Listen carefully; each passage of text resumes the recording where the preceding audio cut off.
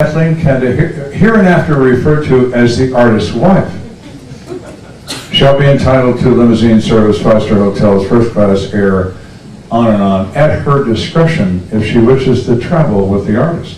Hey? Yeah. So, I think I might have said this the other day, but I'll say it again because I think it's really fun. The first time she ever rode in a limousine, first time, 6 years ago, we're living on ground outside of Colorado Springs. This limo pulls down the driveway. A guy in a business suit bails out, opens the left rear door, and he looks at her and he says, "Madam." And she just stood there. And I said, "Kathy, what? You're madam. Get in." She knows she's madam now. That was a long answer to a question. Sorry about that. Who else? Yes, Ann. My niece, everybody.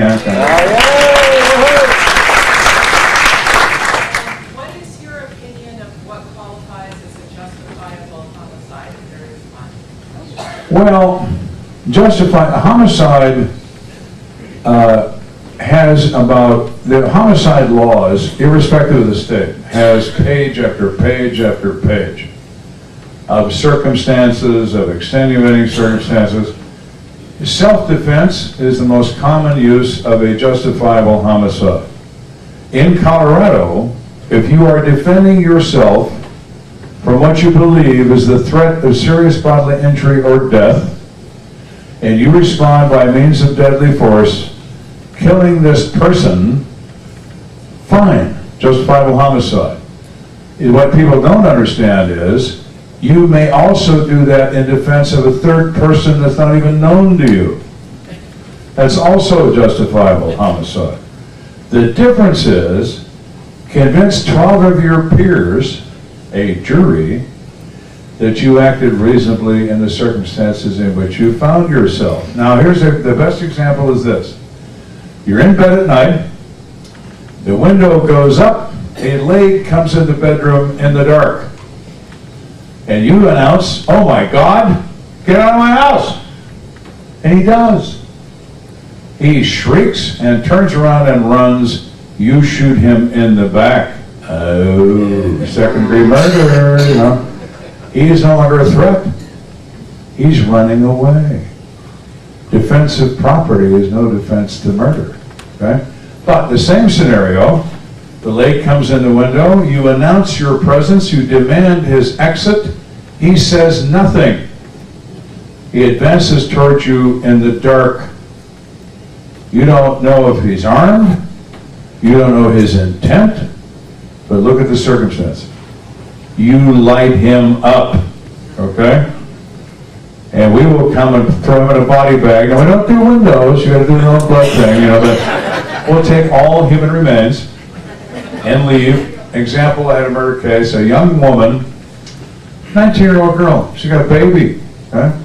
Her husband is in the Army, he's downrange, meaning that he's on an extended training operation in Fort Carson, and he's gonna be gone for a month. So she's home alone in a tacky part of town, in a second-floor apartment kind of deal, or second-floor house. And she's got her baby, and she's scared to death. She's a kid, you know. He bought her a gun. He bought her a .22 Magnum pistol for her self-protection, revolver. So she hears somebody kicking in the front door, kicking it in, all right?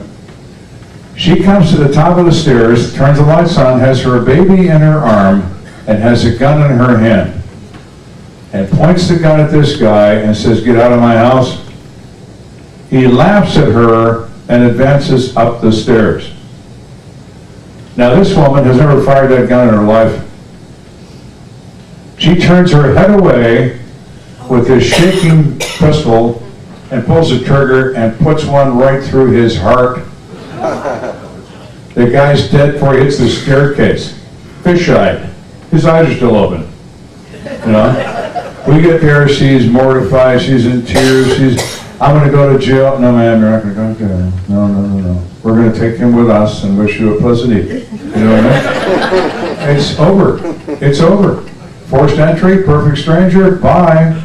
See a gun? He doesn't need one. Where is he in your house? What is he doing? He's advancing towards you after being told not to. See ya. okay? Those are the circumstances justifiable. Now, the old wives' tale of justifiable is, you shoot him in the front yard, you're going to drag him in the house. That is bullshit, okay?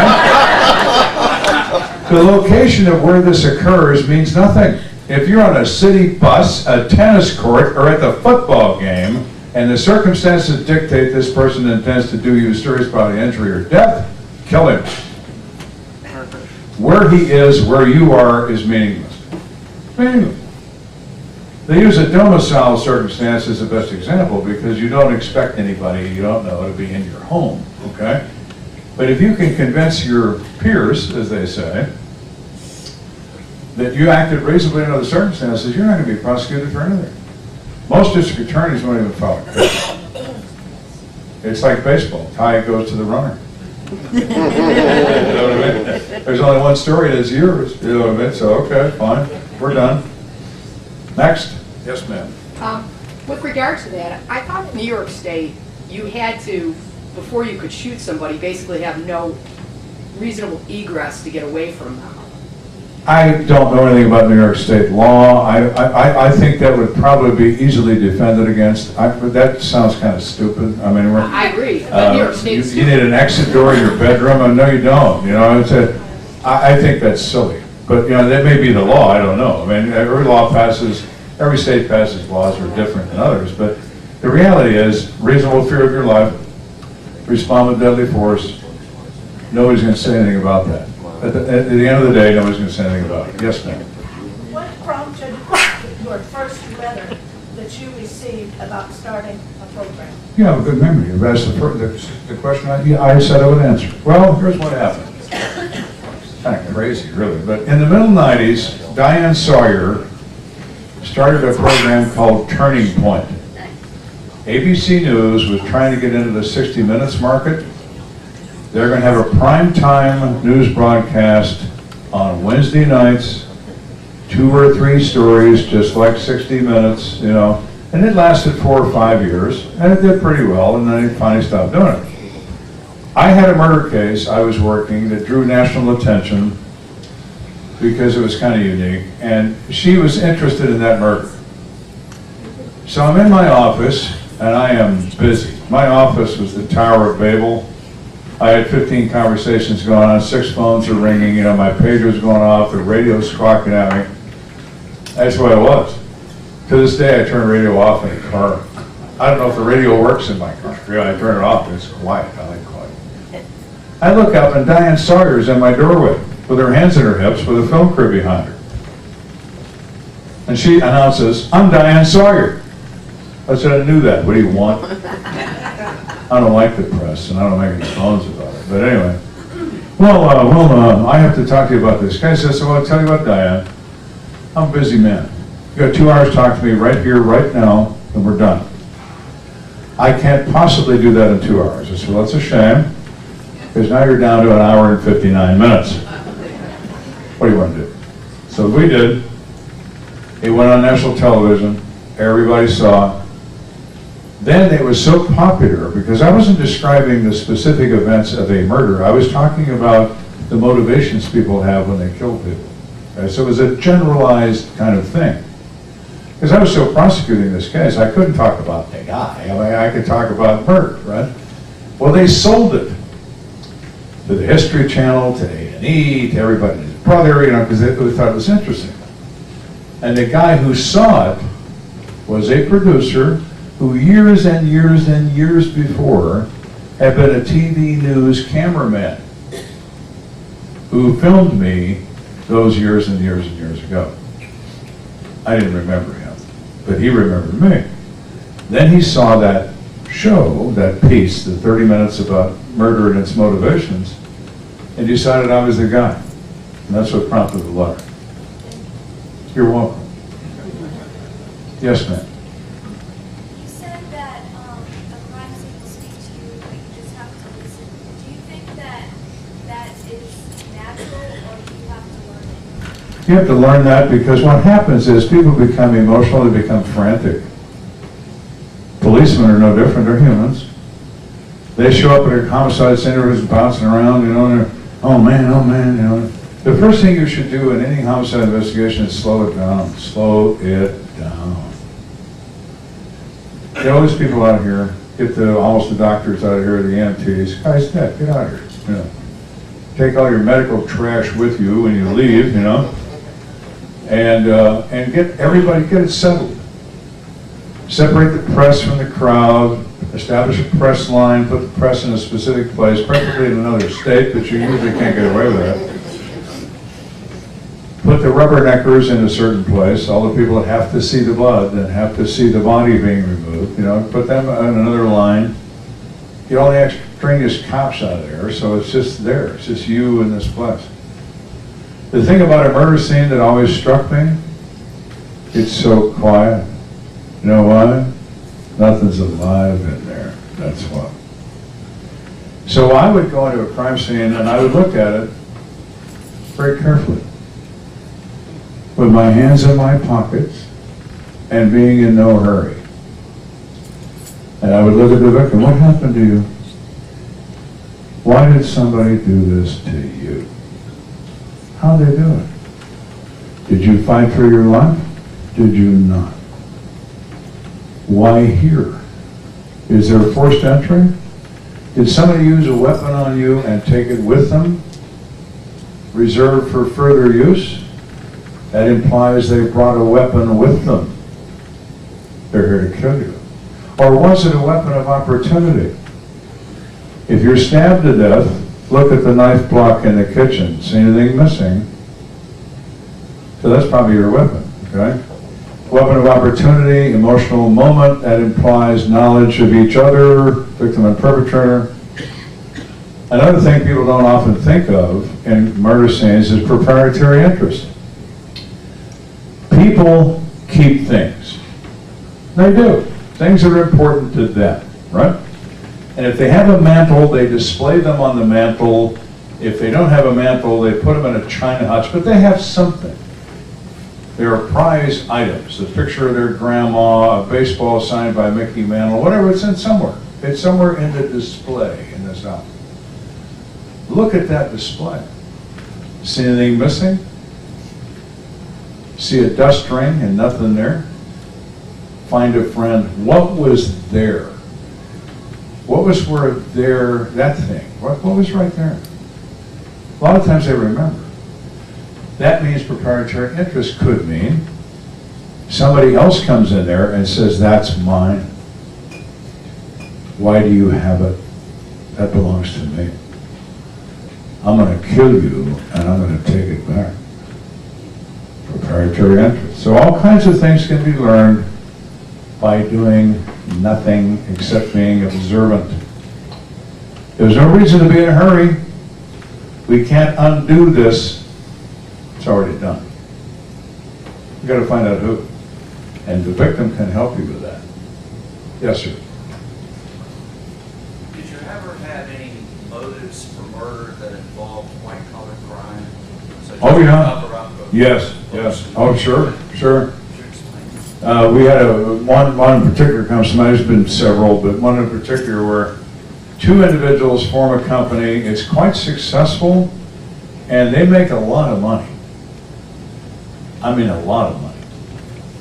But one partner notices that all of a sudden the money seems to not be where it should be. And how come we never got paid by this particular company? Well, I don't know, you know, and so on and so forth.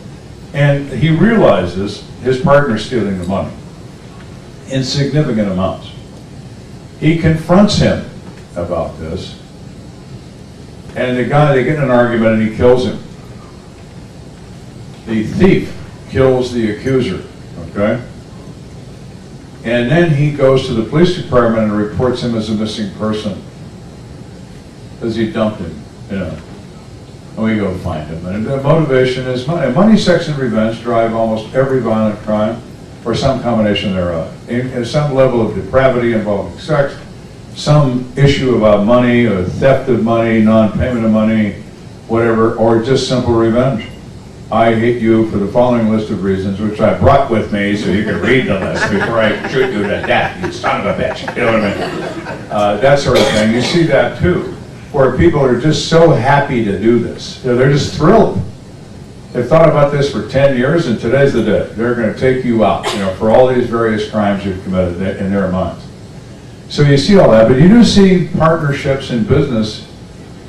People that ought to know better, Why don't you hire a forensic accountant and then contact a prosecutor's office and throw the guy in jail and recover his assets and seize them and get most, if not all, your money back.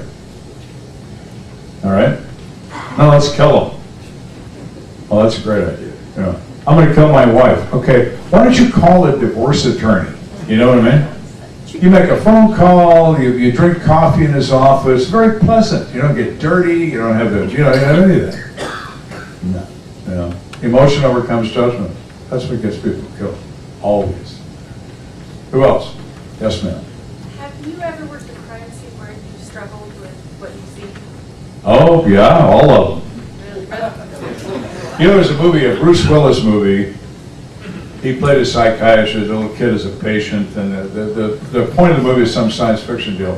The point of the movie was the kid was in contact with the great beyond, and the kid would say to Bruce Willis, "I see dead people."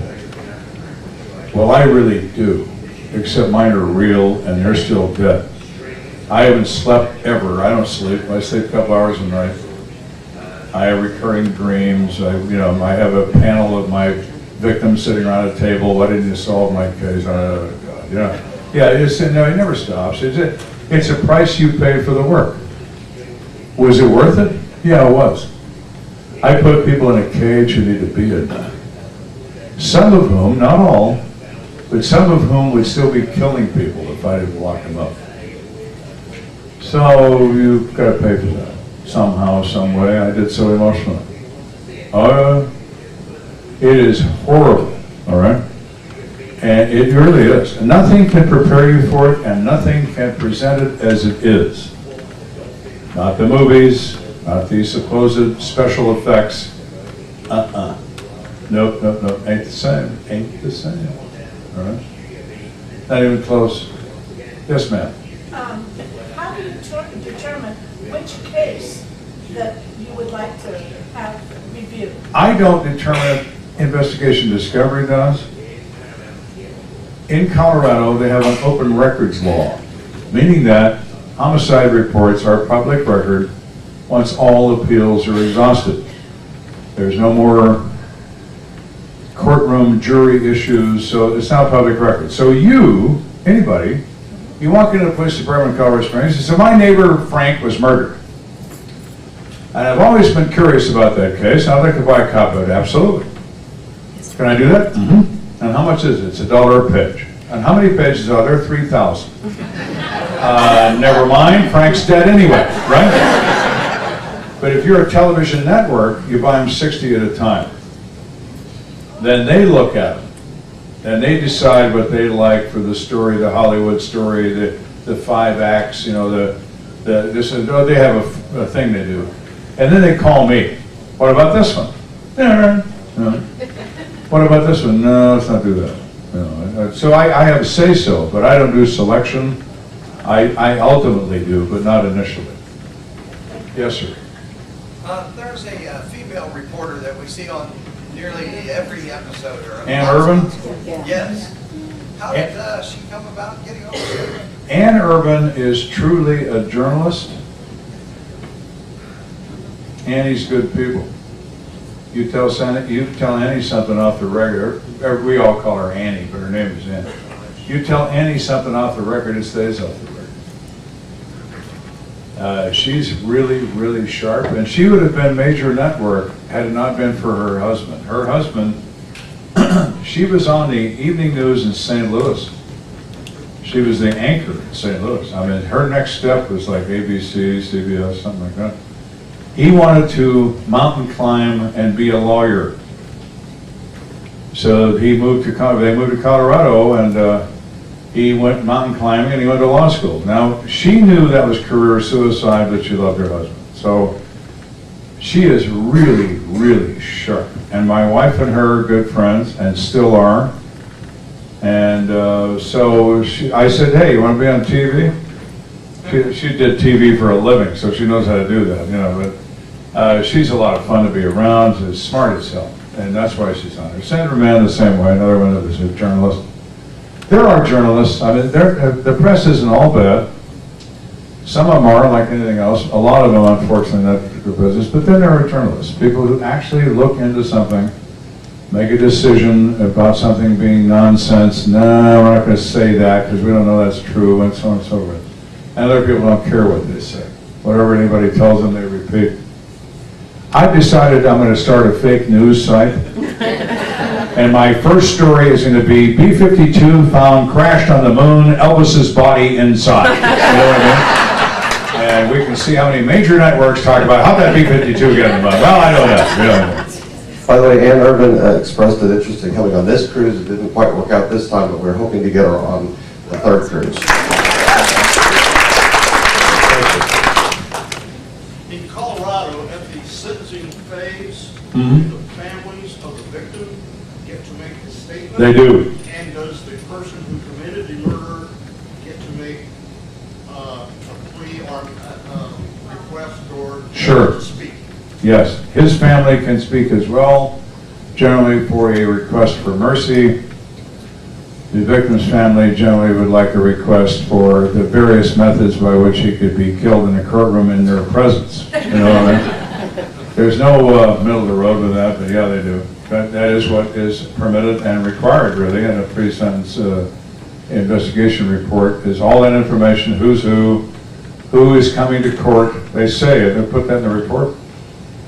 He's going to have his uncle speak on his behalf. The victim's mother is going to speak on behalf of the victim, and the judge will listen. Then he'll render a verdict as to sentence. And sometimes he'll take it under advisement. If there's something somebody said to him that he thought was significant, he may not rule right away. You have to come back a couple days, whatever, you know. But yeah, that is true, and that's true in a lot of states, not just Colorado, but it is true there. Juries only find guilt or innocence. They have nothing to do with what the punishment is. They used to meet for the death penalty. You could convict somebody of first-degree murder, and the jury would convict them, guilty, murder one. Then we would immediately move into the death phase. Same jury, and we would present the aggravating and mitigating circumstances of the case. And there is a specific list in the first-degree murder law that says what is aggravating, what is mitigating. Aggravation factor, as an example, is a huge list, but a aggravation factor is that the perpetrator provided extreme violence and pain and suffering to the victim before their death occurred. That's an aggravator. A mitigator, the age of the perpetrator. He's a juvenile. You know, so it goes back and forth, and the jury gets to make a decision about death. They took that away 10 years ago or so, and now it's a 3-judge panel that meets and has a hearing regarding death penalty phase. It's a rare thing in Colorado, which is interesting. It's the Old West, but now when it comes to that. Yes? Joe, we talked the other night, my brother was killed in 1994 there in Colorado. Your brother was murdered. He wasn't killed. Yeah, he was. Okay, it was a police officer who suggested make my day, and that seemed to have stuck. What could my parents have done at that time? They didn't have money, they didn't have resources. It doesn't, you know, here's the problem with those kinds of laws. This woman suffered a loss of her brother, and it was an absolute homicide. It was. I was frustrated to the max that I couldn't charge him with murder because the legislature, in their infinite stupidity, had just passed a law in response to the knee-jerk reaction.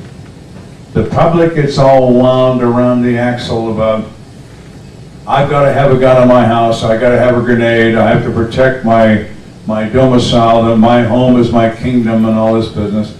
And everybody ranted and raved and said, oh, we got to have this. The press referred to it as make my day law. It is vague, It is badly written, but here's what it says. If it is still in force today, if you enter someone's home and present yourself in a threatening manner, and the homeowner kills you, it's make my day. You don't have to be armed, you don't have to be anything. Well, now, wait a minute. We're going to allow the general public to make this decision? They shouldn't let people drive, let alone let people shoot people. You know what I mean? It's just how it is. But they passed the law because the legislature said, it's a great idea. And the public, oh boy, but nobody thinks about the law of unintended consequences. What happens when not everybody is a righteous person? Yeah, he had borrowed the gun the week before that from his mother, and it was my sister-in-law was having an affair with this guy, and she called I his understand. brother and told him. All the circumstances would dictate this is a first-degree murder in her brother's case. The law says no, it's not. Okay? Now, I am bound by the law. I don't charge people. I investigate criminal matters, district attorney charges. The law says that's okay. And guess what? That's okay. That's what the law says. The law doesn't have to be right. It doesn't have to be meaningful. It doesn't have to even be correct. It's the law. And the law is interpreted by the law, not by the circumstances. Was he in this guy's house yet? Is he threatening what he said he was? That's all he has to do. Say it. And it qualified. No prosecution, no criminal act. That's how it is. It's unfortunate and sad. Yes, ma'am. Following up on that, couldn't the person who shot the person, you can't tell if he was threatening at Nope. all? No. But that's why I say the law is vague. Okay, it's vague. Now, the family could sue the guy for wrongful death in a civil court. Kind of meaningless most of the time. Most people don't have anything, so what are you going to get out of that? Yes, sir. Can you elaborate a little bit more on justifiable homicide? Well, justifiable is... Concealed weapon, that's what I was trying to get to. I'm sorry? A person's doing a robbery and there's somebody with a concealed weapon that has a permit. When should they- Yeah, but the other thing about that is, and the concern is, if you, once again, the phrase, we could go on with what ifs for like 2 weeks, okay, but convince 12 of your peers, that's the basic line, 12 of your peers, you acted reasonably under the circumstances, and you responded with the use of deadly force because you believed or reasonably should have believed that someone was about to cause you serious bodily harm or death, or that of a third person. That includes somebody robbing somebody at gunpoint, you think they're going to shoot the victim, you shoot him instead, whatever, however it goes. But you've got to convince people that this was the right thing to do. And that can be a tall order sometimes, depending upon the circumstances. You have to think about the fact that if you're going to go so far as to carry a concealed weapon, think about the consequences if you ever have to use it. Think about that. Now, I'm a policeman. By executive order of the President of the United States, George W. Bush, after 9/11, I can carry a concealed weapon on a commercial aircraft. I can carry one anywhere I want, and the only permit I need is my ID and my badge. I'm retired, but as far as that law is concerned, I'm a policeman. Do I carry a gun? No, I don't. You know why? I carried one every day for 23 and a half years, and they hurt. I don't care how you carry it. I don't care if you carry it in your shoulder. Also, you think you've been wearing a bra all day after you take that thing off, If it's on your hip hurts. If it's in the middle of your back, you can't sit down. You can't win. It's a painful experience. There are many occasions when I didn't even have a gun. Yeah, I didn't. We went to this hotel one night to arrest this Indian for murder. He beats a guy to death with a rock about the size of this podium. The guy's a monster, And he's in this hotel, it's 4 o'clock in the morning. He's in his hotel room. I'm a detective. I'm not a boss, I'm just a dude, And I hear him snoring in the room, so he's in there, So I looked at this uniform cop standing high, I said, give me your gun. What do you want my gun for? Oh, I don't have one. What? I left it at home. I'm gonna shoot him, I'm just gonna scare him a little bit. Come and get me. I go back. He's looking at me like I'm out of my mind, you know, like this. I took the gun, we didn't point a gun at the guy, okay, we handcuff him, we take him out. Here's your gun back. You know, I've never been much of a gun freak. Yes, Mrs. Kenda? Tell them about the first fight. Oh, yeah. My wife carried a gun because they threatened her, you know, they threatened the kids. I carried your gun. Yeah, I know that. That was off duty. We're getting personal now. She carried my gun because I was too lazy, you know, to have the gun in my person, so I just throw it in her purse. So we're in a store, and she admires this purse. And I said, well, why don't you get it? No, I'm not going to get it. I said, well, then come on, it's stupid. Come on, get it. No. Finally, we get in this huge argument in this store over the purchase of this purse. That's how it happens, right? You get in the dumbest fights in the world, you know. I go outside with her, and I'm mad, and so is she. She says, you know why I'm not buying a purse? Oh, I know. Because your goddamn gun won't fit in it, that's why.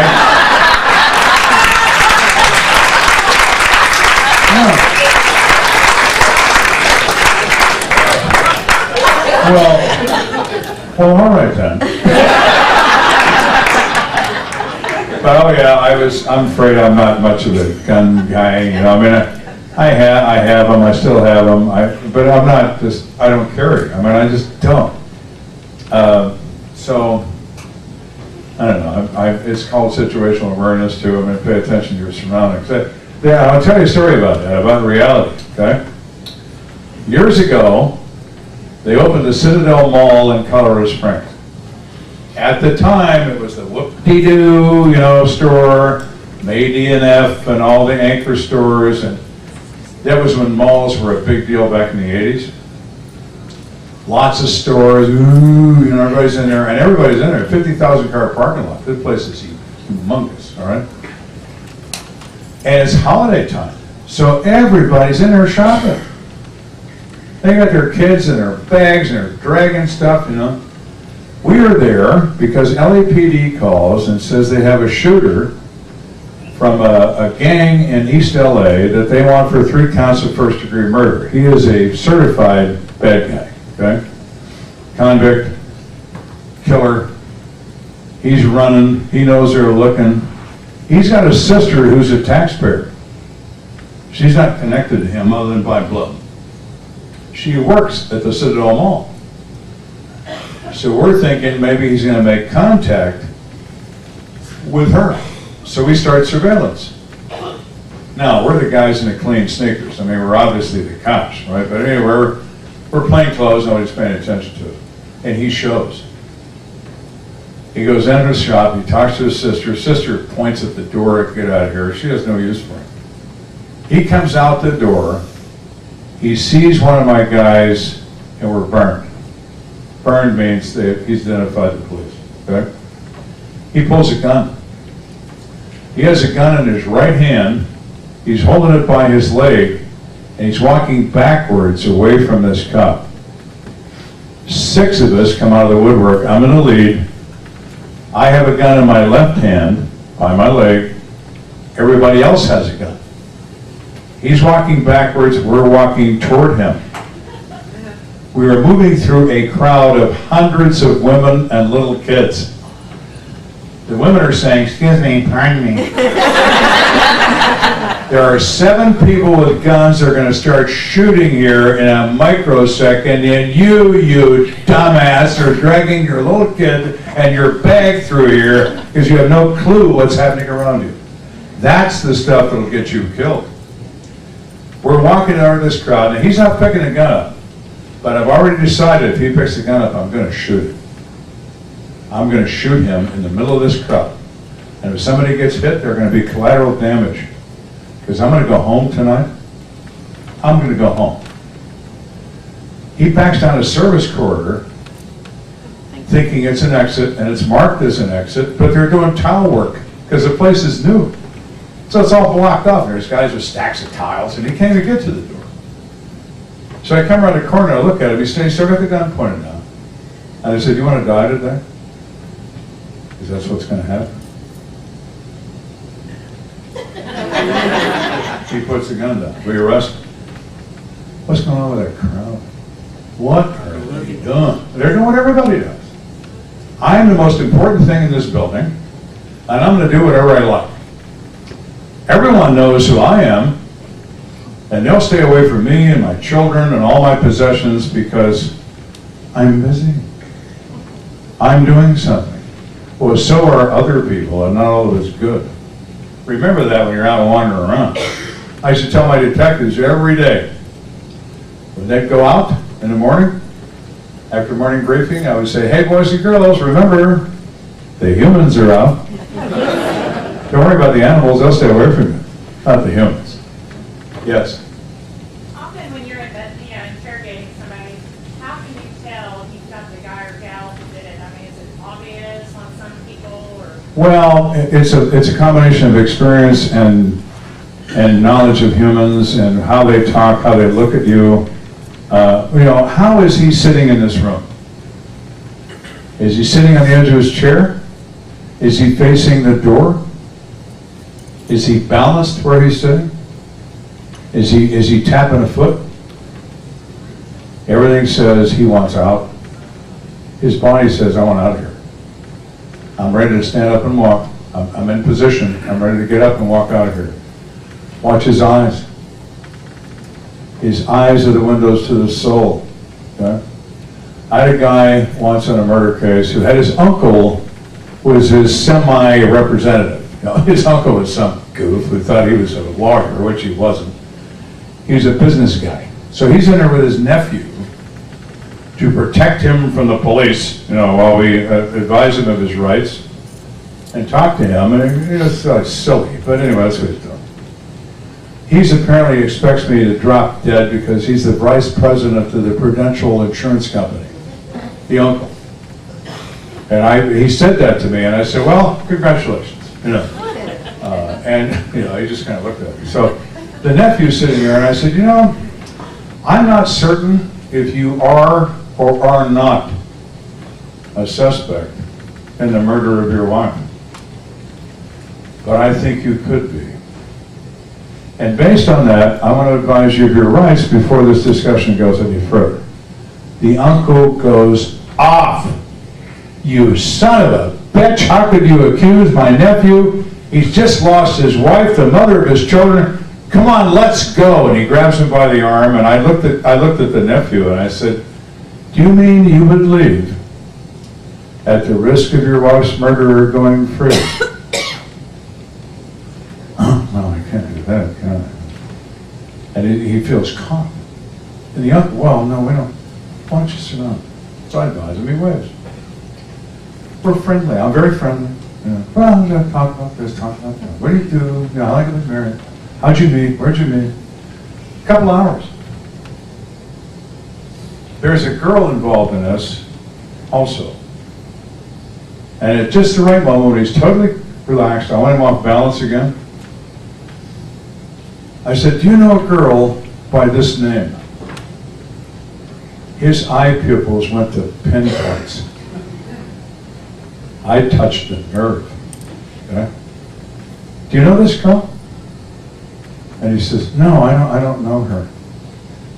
First lie. Tell me a lie. When I get that first lie, I'm talking to the right guy. So I said, okay, well, thank you for coming in.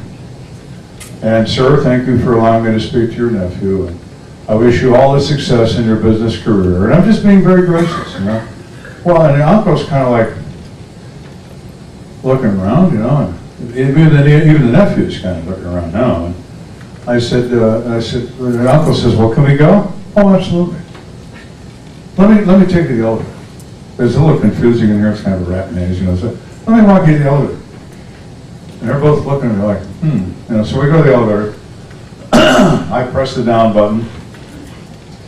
And he said, well, I said, well, no, there'll be a time when your nephew and I will speak again. And I looked at him, I said, won't there be a time like that? And he looks at the floor. Bye. A week later, I had a warrant for him for first-degree murder. But, you know, that's what you do. I mean, it's a game. It's a game. I'm your friend. In fact, I'm stupid. I want you to believe that I am. Let me get to you a little bit, you know? Let me see if I can make you crazy, because I'm good at that, you know? Let's play this game. So it's a combination of a lot of things. I've said it before, but it is true. It's more of an art than a science. And if you're going to interrogate people, select something that's comfortable for you. Not everybody can do what I do. The next guy or girl will do something different. It doesn't matter what you do. The result is what matters. Not the technique, but the result. Get them to tell you. Who else? Yes, ma'am. In a case like that, do you have them followed in case they decide to take No, off? I'm hoping he runs. Running is not good as a defendant, as you're aware. You know, juries don't like it when people run away after you catch them, which is rather easy to do. And no, but he didn't. He couldn't. Yet he's surrounded by his business family. You know, they can't explain this, and I have to go to Tibet tomorrow. You know, so. Yeah, exactly right. But no, that's the way things happen. So, you know, I didn't always arrest people when I first talked to them. I let them go. But I'd always tell them, we'll talk again. You know. And then when I do, it's really funny. When you do that, you tell them that, you talk again, and maybe they think maybe he won't, right? So they just, and a week later, you know, everything's cool. And you knock on their door and they open it. And you say, hi, remember me? And it's like you hit him with an electric shock. You know, like, oh shit! Oh hi! You know, remember I said we'll talk again. May I come in? You know, here we go. All right, here we go. Oh, of course. You know, that's how it goes. You know, I never ever raised my voice to anybody. I was very calm, very friendly. You know, it was successful for me. It's not successful for everybody, but it was for me. So that's what I did. Okay, who else? Yes, sir. Are you often contacted by outside police forces that would like to work? I am now because we have an organization called the American Association of Cold Case Investigators, American Investigative Society of Cold Case Investigators. I've been this long, but anyway, they take 50 of the best minds in the country. Dr. Cyril Wecht, Dr. Lee from Los Angeles, myself, we have cops, prosecutors, coroners, doctors, you know, shrinks, and there's 50 of us, and I'm on the board of this organization, and our deal is this. If you're an agency, not an irate grandmother, not a distressed aunt, you know, but an agency, you have a case, you don't know what to do. You contact us, you send us your reports, you send us your evidence, you send us your photographs, you send us everything. We give you advice. It's free. No charge. Cops like free. They never have any money, right? So far we have made 5 arrests in murder cases. Some of them are 20 years old. 5 arrests and convictions in cold cases. We're always playing with them. We always play with them, and it's always really fun to see success breed success. You know, in a small agency, they've never had any. It's not their fault. Never had any experience. They never had any murders. I mean, so you say, okay, so you did all that, and this is your guy, right?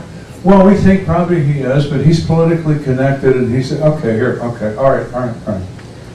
Do this. Bring him in and say this to him, and then tell me what happened. So they bring it in and say, okay, what did he say? Well, he said this. Okay, now do this. And before long, the arrogant, local, powerful guy is in tears in this office. Because that's, you can do that to anybody.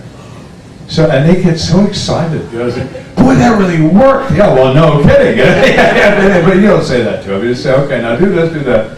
So five cases have gone to prosecution and conviction from those old cases. Yes, ma'am. Tina in the back.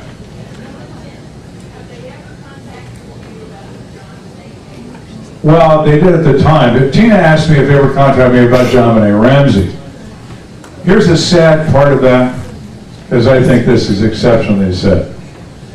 In 1993, myself and the Denver PD came up with this idea. We're the two largest police departments in the state of Colorado, Denver and us. We invited the law enforcement officials of the 63 counties of the state of Colorado to a meeting.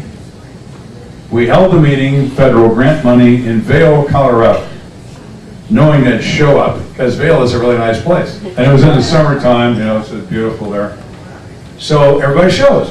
We have an auditorium of 600 people in there, you know, sheriffs and chiefs of police and deputy chiefs of police and so on. And behind me on the wall was a map of the state of Colorado. And myself and my counterpart in Denver, their lieutenant in homicide, were on the stage. See this map? Everybody recognize that? State of Colorado. Here's the deal. Many of you in this room have never investigated a murder. Never. Or maybe one 20 years ago. And maybe that guy quit, you know, so he's not even there, whatever. You get a case you don't understand, you can't figure out, you live above that red line, you call him, Denver Police Department. You live below that red line, you call me. We bring a team, we lie to the press, we say we work for you, we do your case, we tie it up with a yellow ribbon, we present it to you, you hold a press conference, and we disappear. Standing ovation for 15 minutes.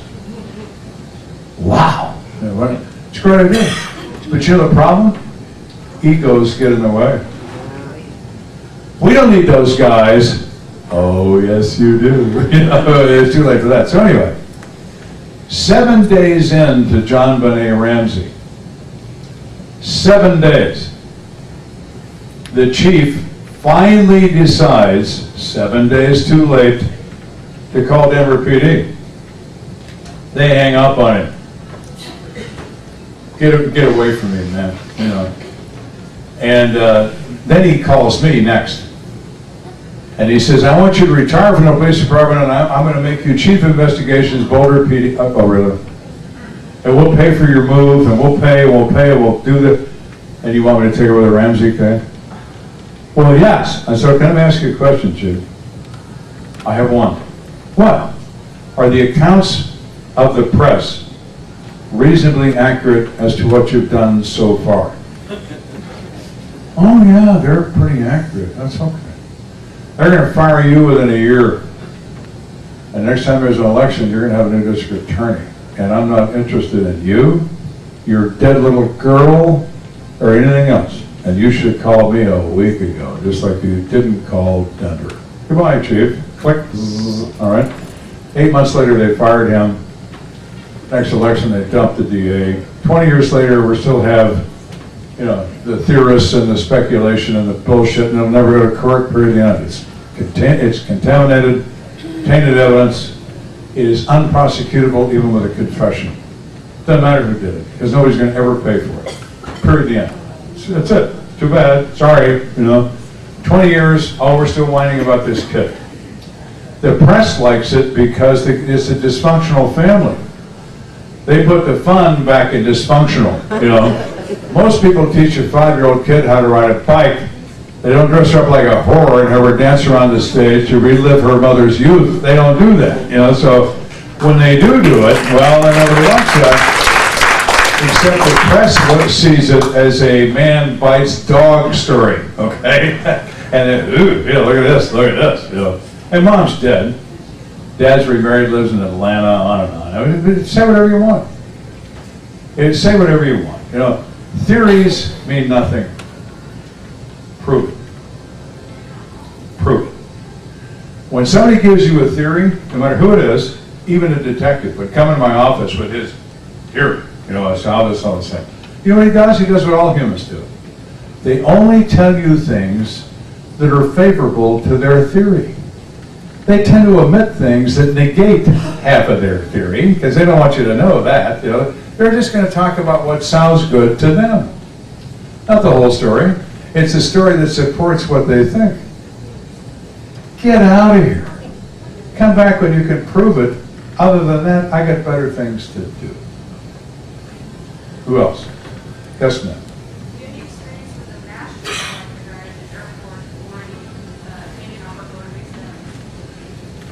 We've had mass shootings that got interrupted because somebody killed the guy before he got too many dead, but yeah, sure. How does somebody get motivated to do that?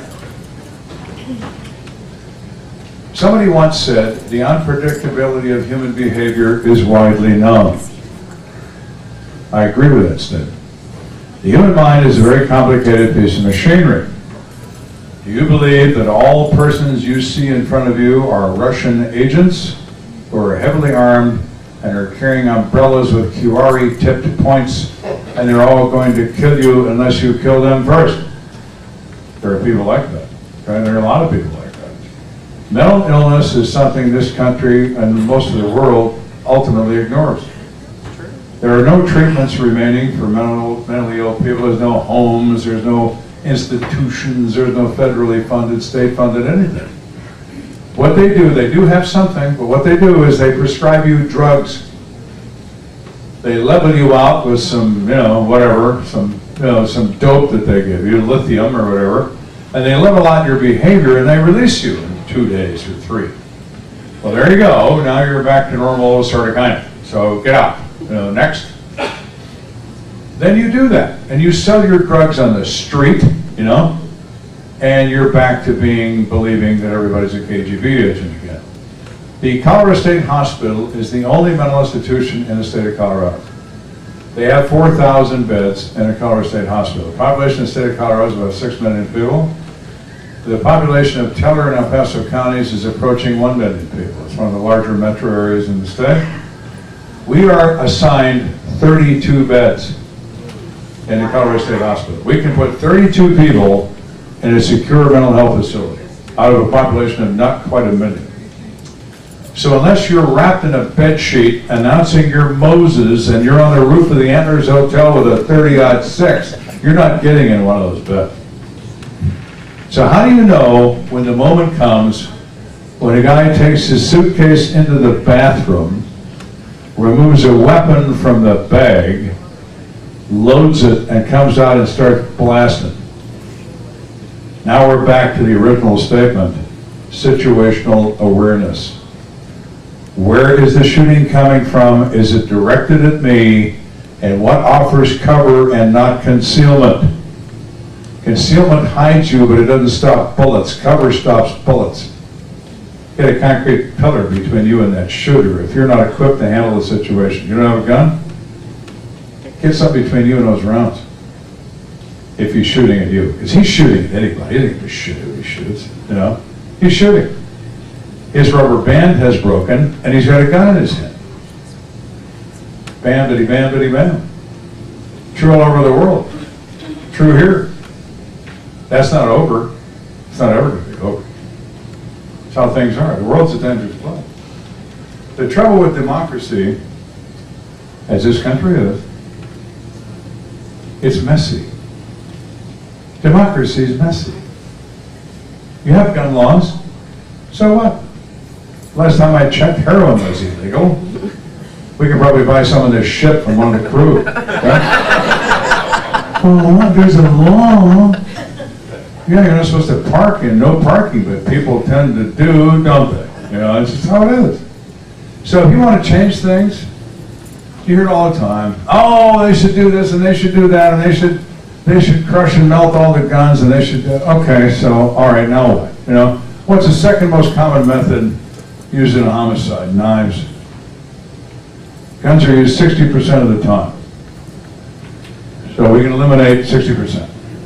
What about the knives? No more cooking. Sorry. Knives are illegal to possess, Well, you have to figure something out. You can't have knives. So just start tearing it apart with your hands. On and on we go. On and on we go. You can't legislate how people behave. People behave the way they wish in a free society. Now, if you want to change that, you say, well, we should stop that shit. Let's pass some more laws. We're not putting up with this, Take the guns away, take the knives away, take people away, take everybody away. We're going to do all this. Okay, wait a minute. Wait, stop. I can do that. I can do it for you starting on Monday. I can bring back an organization known as the Geheimstaatspolizei. They were more commonly known by their abbreviation, the Gestapo. Crime goes away. But nobody likes the Gestapo because your neighbor tends to go away and not come back. What do you do? What do you do? Pay attention to where your surroundings are. That's what you do. Okay? That's all you can do. And don't live your life in fear of something that may never happen. It ain't worth it, you know? I can't tell you, I get my life threatened 100 times a week, I'm still there. People were convinced, they're going to kill you, I'm going to shoot you dead, you know, you're absolutely wild. See him when he gets out of prison, this has happened. I see him walking toward me, I figure, okay, here we go, right? I open my coat, throw my gun in, walks right by me, looked right at me, walked right by me. He doesn't know who I am. He forgot, you know. Excuse me, aren't you going to kill me? You want to try it again? You want to go back? People are people, okay? Some people are nuts, you know, and that's just the way it is. And they're going to be nuts tomorrow, and they're going to be nuts the next day. It happens. We have time for 2 more questions. 2 more. Yes, ma'am? Can you speak to your working relationship with the medical examiner and how you use their findings to help with your cases? Oh, of course. We had a Dr. Barman, who was the coroner in El Paso County for all of the time I worked, was not only a doctor but a forensic pathologist. He was the president of the American Society of Forensic Pathology. He was brilliant. Brilliant. Everybody employed with a medical examiner while they're all doctors. We get along swimmingly, you know. Barman was a little high strung. He threw a scalpel at me once during an autopsy. His first name was David, you know. And I cleared my coat and I said, David, you throw anything else in there, you're going to be on the next table. And he looked at me and he starts to cry. I'm sorry. You know, okay. I guess if you cut up dead people for a living, you have a few issues, you know, but they were, and all you had to do was stroke his ego a little bit. Just touch his ego and say, well, Dr. Barman, I don't understand. Oh, you don't understand? Well, let me, oh, here we go, buddy. You're going to medical school right now, you know, and you have a dictated autopsy that is to die for because you're smart enough to know what pushes his buttons, you know what I mean? So no, we did very well together, very, very well, except he liked to drink a lot and I didn't, so we would go to lunch. Barman would have 3 bourbons on the rocks, doubles, no food, just 3 doubles. All right, let's go. All right then. I couldn't do that if he held a gun to my head. You know, but he had no problem with it. He was a different dude. Anybody else? Who's the second question? There was one somewhere. Yes, I couldn't see you. Yes, hello. Hello. Could you tell the story of your neighbor? Of what? Of your neighbor? Your neighbor. Your neighbor. Our new neighbor? What? Back in Colorado. Tell the story of my murder. I can't hear you. The guy's the dog owner? No. The Okay. guy that was your neighbor that was in the park. Oh, that guy. Okay, yeah. There's a backstory to every episode, all right? And the show's an hour long. I mean, you can't talk about everything. It drives people crazy. So we get this murder in a park. The city of Colorado Springs is known as the city of parks. They have more parks than any city in the U.S. They're very proud of that fact. And there's Palmer Park, and William Jackson Palmer founded the city of Colorado Springs in 1875. So they named the park Palmer after him, Park. 750 acres right in the middle of the city. There's deer that live in there, and bears, you know, it's a square mile, a little over a square mile. But it's also a gathering place for casual homosexual sex in the South Canyon. This is widely known in the homosexual community in Colorado Springs. During the day, this occurs. So, 10 o'clock in the morning, a body is discovered in the South Canyon who has been beaten to death with a rock. And it is ugly, all right?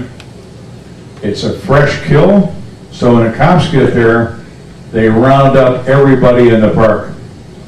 In that particular part of the park, it happens to be homosexual males for the most part.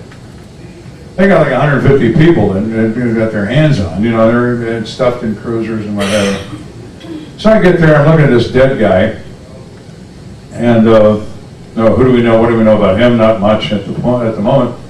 One of the uniforms guys says, "Hey, Lieutenant, yeah, there's a guy in my car says he knows you, and he has to talk to you." All right. So I go there, and he lets the guy's cuffed, and he brings him out of the car. This guy's in tears. He's hyperventilating. He is married. He has 3 children. He has a sensitive government job.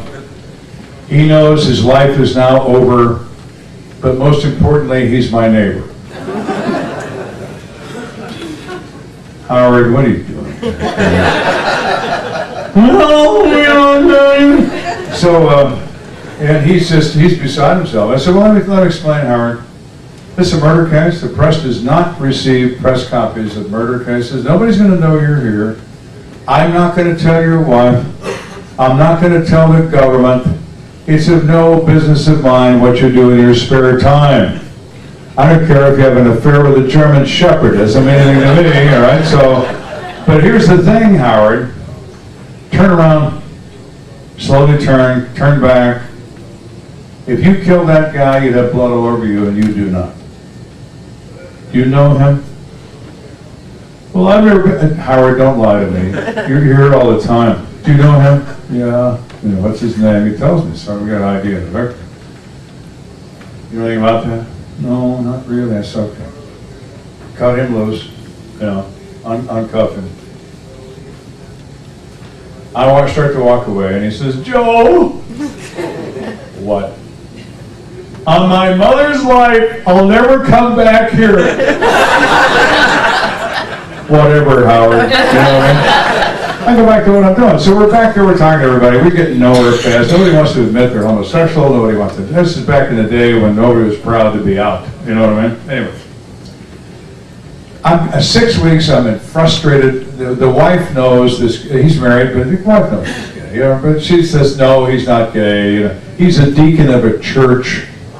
And all they got both oars in the water, and they're going for the opposite shore. They want nothing to do with this guy, you know, because it's a church. I'm like, God. So I'm pretty angry by the time 6 weeks roll. We don't have anything. So I said, all right, round them up. You know, so they go back up there and they snatch everybody in the South Canyon again. And I go there, 10 o'clock in the morning, same day of the week. I look in the back of a police car, and there sits Howard. I open the door of the car, and he's bawling, and he's handcuffed, and he's got his head down. I said, Howard, how's your mom? I assumed he was going to tell me she was dead. But, you know,